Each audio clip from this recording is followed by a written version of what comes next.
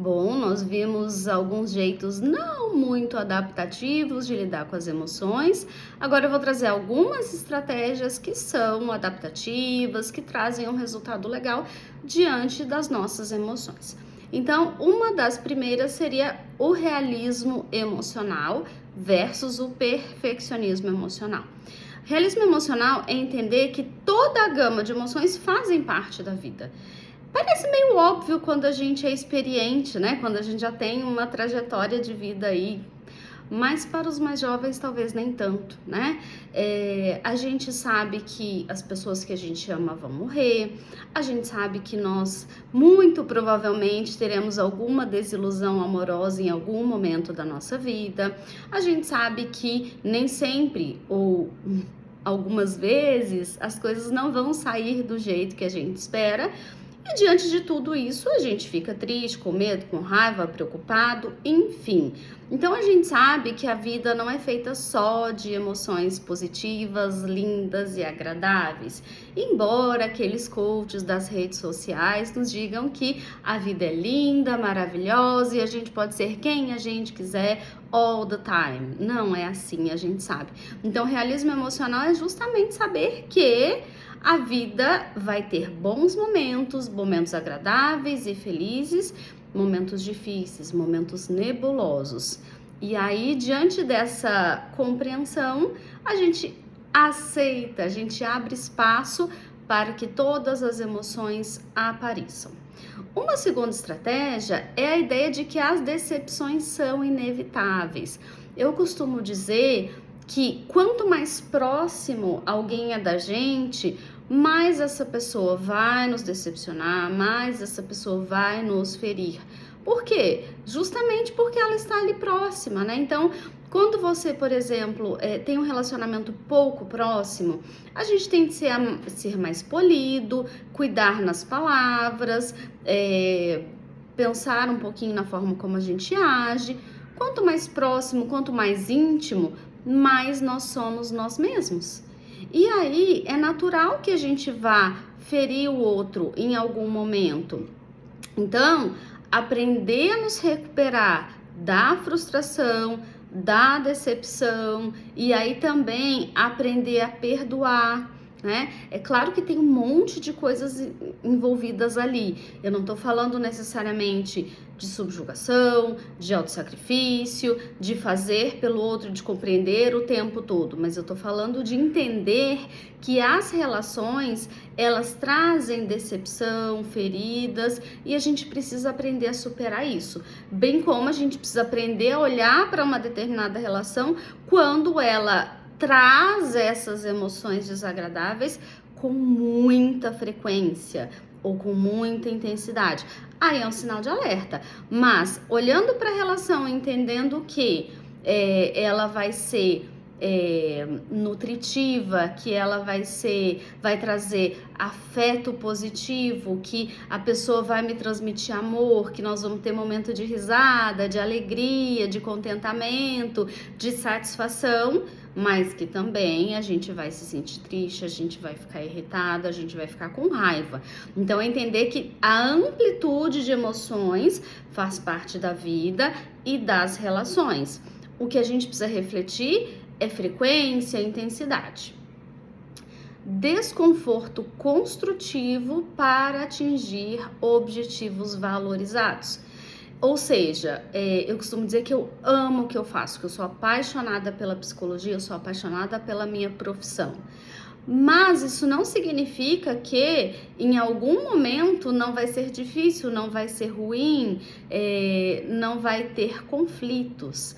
Então, muitas vezes a gente pensa assim, quando eu chegar em tal nível, quando eu passar no concurso, quando eu trabalhar com tal coisa, então a minha vida vai ser linda. Não, minha gente. Não, minha gente.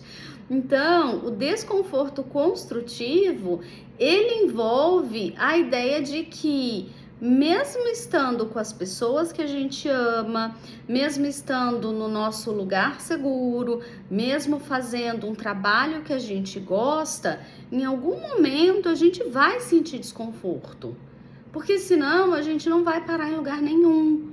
a gente vai virar um ermitão e lá morar no vale sozinho na montanha, não dá, né? Então essa ideia de que o desconforto ele está presente nas relações, no que a gente faz e assim a vida. Uma outra coisa que eu achei muito interessante, que eu sempre pensei assim, mas alguém traduziu, né? Fazer o que não quer para obter o que deseja, né? Eu me lembro muito do meu doutorado.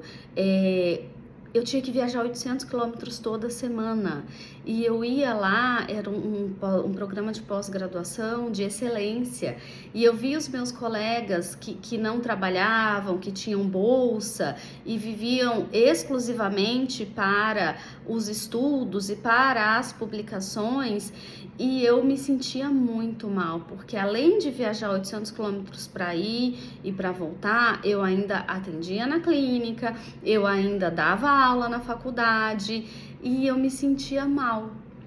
E era muito difícil, era muito sofrido, eu abri mão de muita coisa, incluindo o tempo de descanso, incluindo o lazer, né? Mas eu queria ser doutora porque eu queria prestar um concurso e me tornar professora universitária.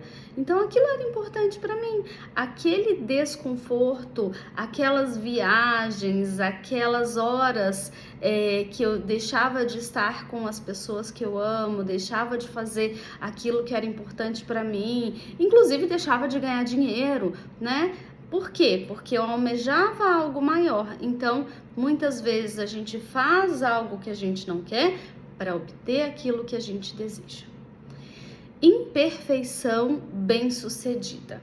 Isso aqui também eu adoro porque tem a ver com um ditado que eu postei no Instagram outro dia, que é: o feito é melhor do que o perfeito. Ou seja, obter o sucesso fazendo imperfeitamente coisas que vão me fazer avançar.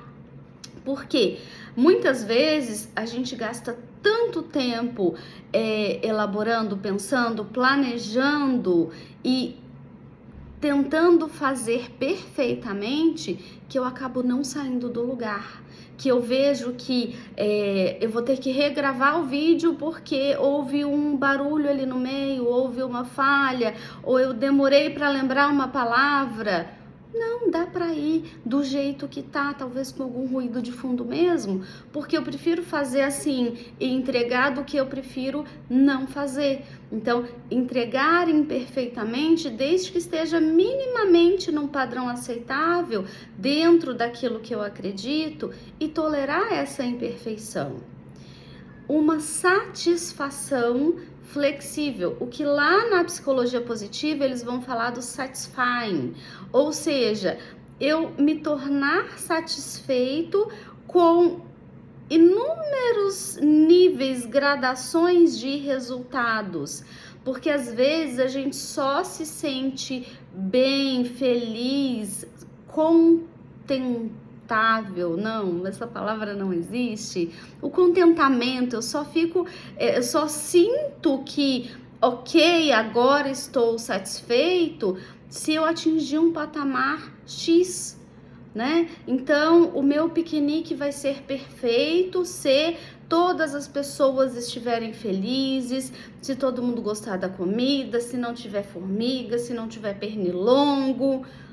Cara, mas tem algo que eu possa tirar de bom dali? Puxa vida, choveu, acabou com o meu piquenique.